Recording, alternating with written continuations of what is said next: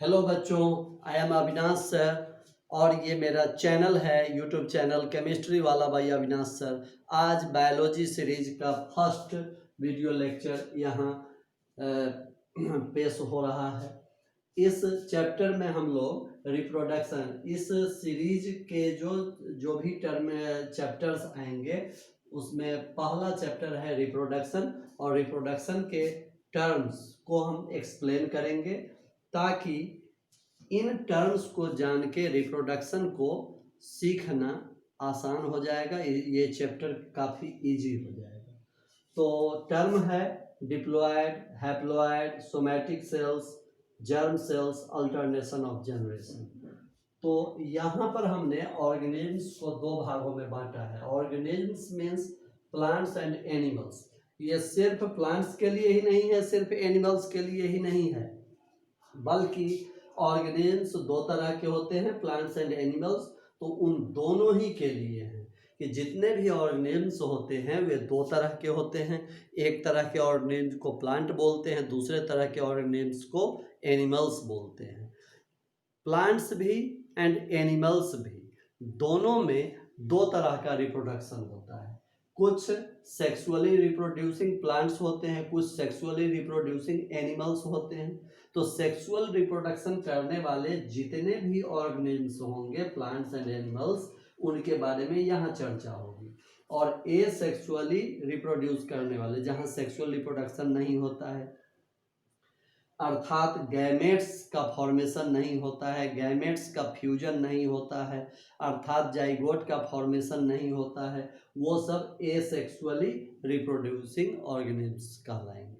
तो यहाँ sexually reproducing organisms की चर्चा करेंगे कि जो भी सेक्सुअल रिप्रोडक्शन करने वाले प्लांट्स एंड एनिमल्स होंगे उनके लाइफ साइकिल में मियोसिस अवश्य होगा।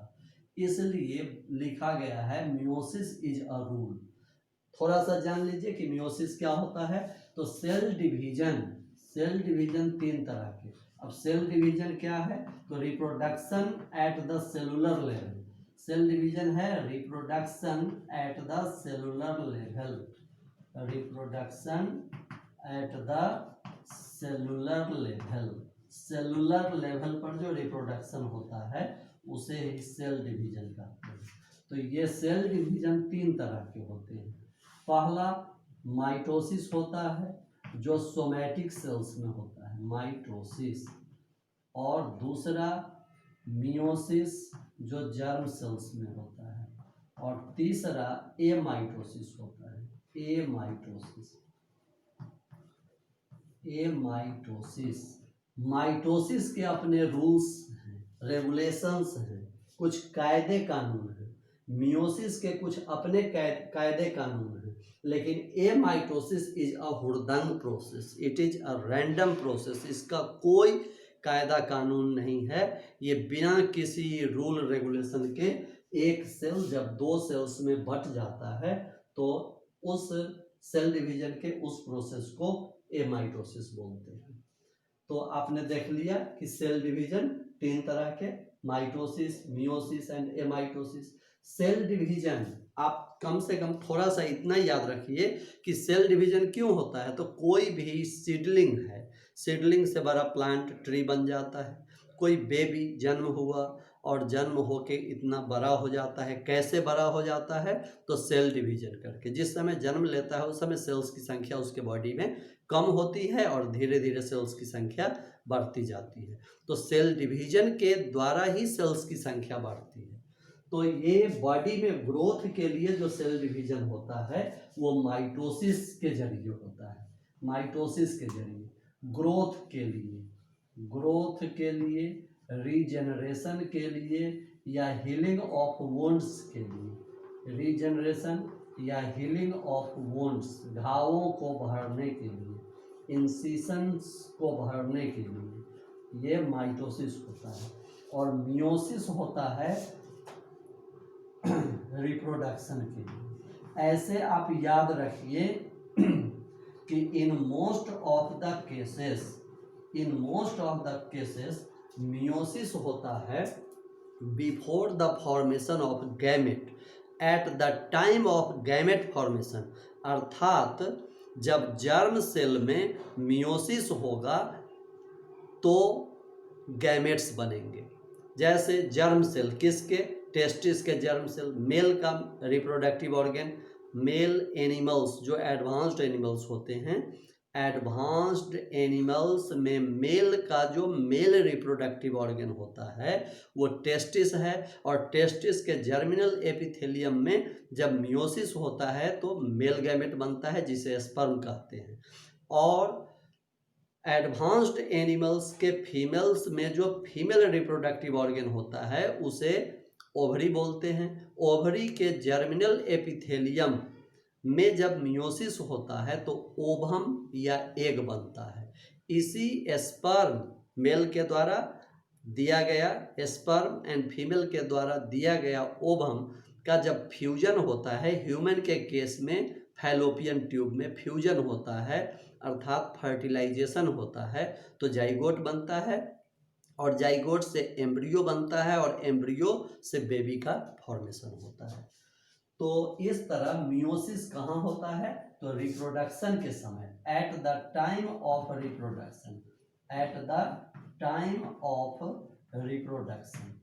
और यहाँ पर दो बातें याद रखनी है, एक कि मोस्ट ऑफ द केसेस में मियोसिस होगा जर्मिनल एपिथेलियम में, रिप्रोडक्टिव ऑर्गन के जर्मिनल एपिथेलियम में गैमेट बनाने के लिए, लेकिन ऐसे भी कई सारे एग्जाम्पल्स हैं जहां गैमेट डिप्लॉयड होता है। गैमेट डिप्लॉयड होता है मतलब उसमें 2 सेट्स ऑफ क्रोमोसोम्स होते हैं। कई सारे ऐसे केसेस होते हैं जहां गैमेट्स बनते हैं लेकिन वो माइटोसिस से बनते हैं। तो माइटोसिस से जब बन जाता है तो उसके बाद और गैमेट्स का फ्यूजन होगा, तो फ्यूजन होके जाइगोट बन जाता है, तो जाइगोट हो जाता है 4n। इसका मतलब डिप्लॉयड नहीं, ये टेट्राप्लॉयड हो जाता है, और तब जाके वहाँ जाइगोटिक मियोसिस होता है। जाइगोट में मियोसिस होगा और तब सेट ऑफ क्रोमोसोम्स या नंबर ऑफ क्रोमोसोम्स को कांस्टेंट रखा जाता है किसी स्पीशीज में। तो इसको फिर हम आगे देखें कि ये डिप्लॉयड और हैप्लॉयड क्या होता है।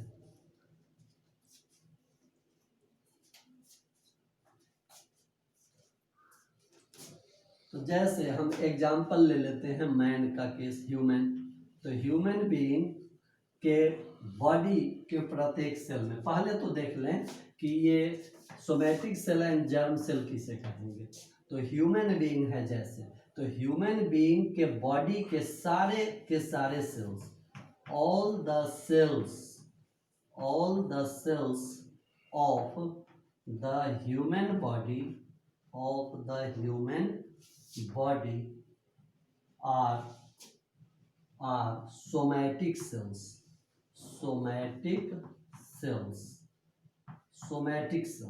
यहाँ याद रखिए कि सोमा, SOMA, सोमा मीन्स होता है बॉडी, तो सोमैटिक सेल्स का मतलब हुआ बॉडीली सेल्स। बॉडी को बनाने वाले, बॉडी के डिफरेंट ऑर्गन्स, बॉडी के ऑल ऑर्गन्स को बनाने वाले सेल्स सोमैटिक सेल्स होते हैं। और जर्म सेल्स क्या होते हैं, अब देख लीजिए, किसी भी लिविंग बीइंग के बॉडी के सारे सेल्स, किसी भी लिविंग बीइंग के बॉडी के सारे ऑर्गन्स के सेल्स सोमैटिक सेल्स होते हैं। तो फिर जर्म सेल कहाँ रहता है, तो देखो जो भी रिप्रोडक्टिव ऑर्गन होता है, जैसे ह्यूमन में ये मेल है, मेल का ये रिप्रेजेंटेशन होता है, और ह्यूमन में ये फीमेल है। तो मेल का मेल रिप्रोडक्टिव ऑर्गन टेस्टिस होता है, testis that lies between the 2 thighs, hanging in the scrotal sac with the help of gubernaculum, 2 oval structures. These are testes. तो ये टेस्टिस, ये मेल रिप्रोडक्टिव ऑर्गन है, male reproductive organ, और testis के inner lining के sales, testis का जो inner lining का सेल होगा, इनर लाइनिंग का सेल यही जर्म सेल होता है।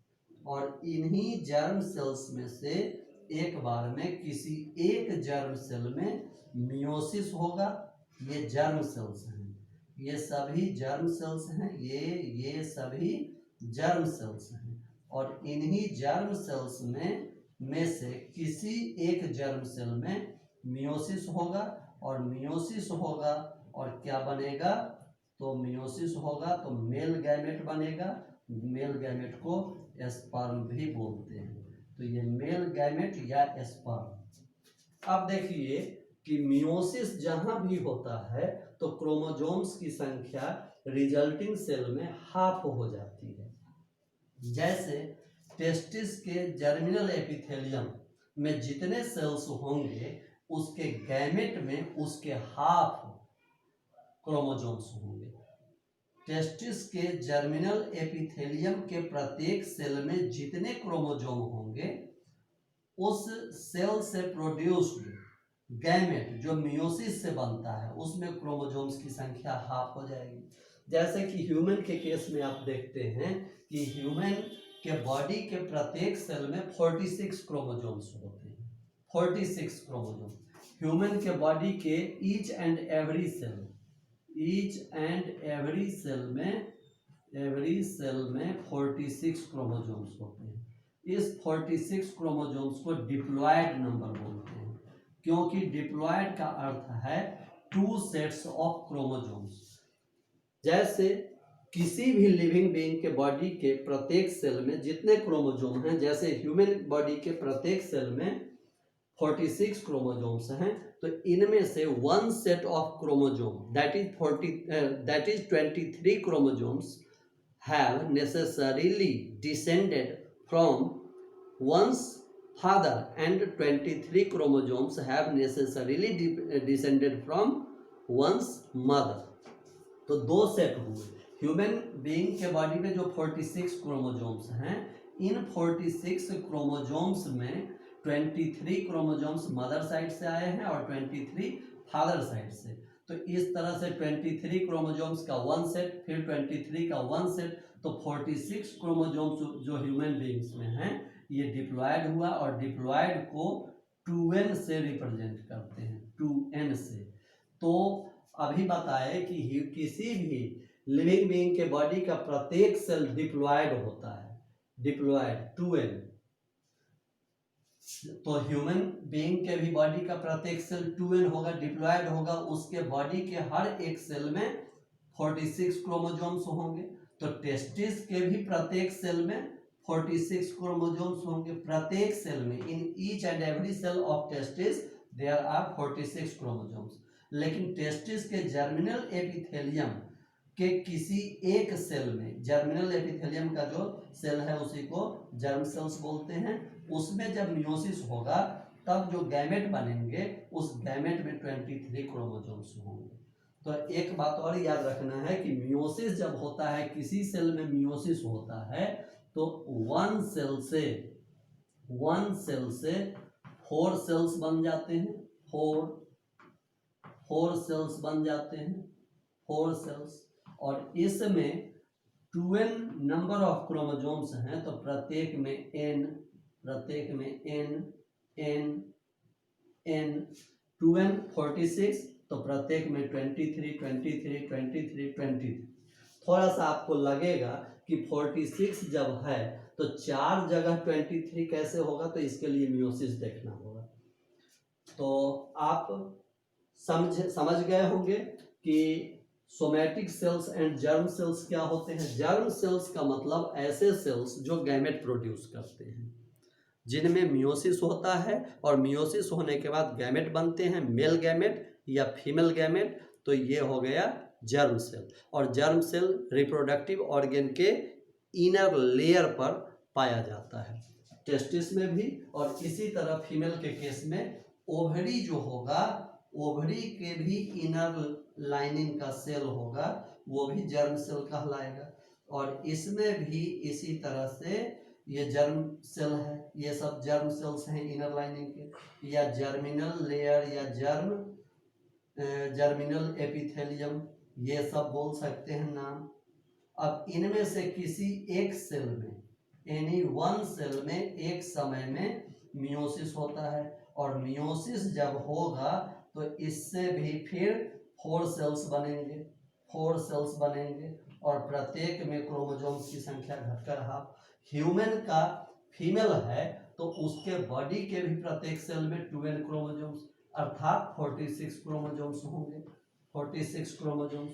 तो फीमेल के ओवरी के भी प्रत्येक सेल में 46 क्रोमोसोम, उसके जर्मिनल एपिथेलियम के भी प्रत्येक सेल में 46 क्रोमोसोम्स। लेकिन जब मियोसिस हो जाएगा इस जर्म सेल में, तब जो 4 सेल्स बनेंगे जिनको 4 ओवा या 4 एग्स या 4 फीमेल गैमेट्स या 4 फीमेल गैमेट्स बोलेंगे। तो उनके प्रत्येक फीमेल गैमेट में, प्रत्येक ओवम में, प्रत्येक एग में कितने क्रोमोसोम्स होंगे? तो 23। और यहाँ कुछ प्रत्येक ढेर सारे स्पेसीज दिए गए हैं, और इन स्पेसीज में हैप्लॉइड नंबर मतलब सिंगल सेट ऑफ क्रोमोसोम लिखा गया है। तो आपने सीख लिया diploid, haploid, somatic cell, germ cell, और अल्टरनेशन ऑफ जनरेशन इसका सेकेंड पार्ट लाएंगे। फिर इनको और भी क्लियर करने की कोशिश करेंगे, क्योंकि ये टॉपिक है बड़ा, लेकिन इसको इतना कम देर में बताना संभव नहीं है। तो इसका पार्ट 2 आएगा, उसमें और डिटेल से देखेंगे। Thank you very much.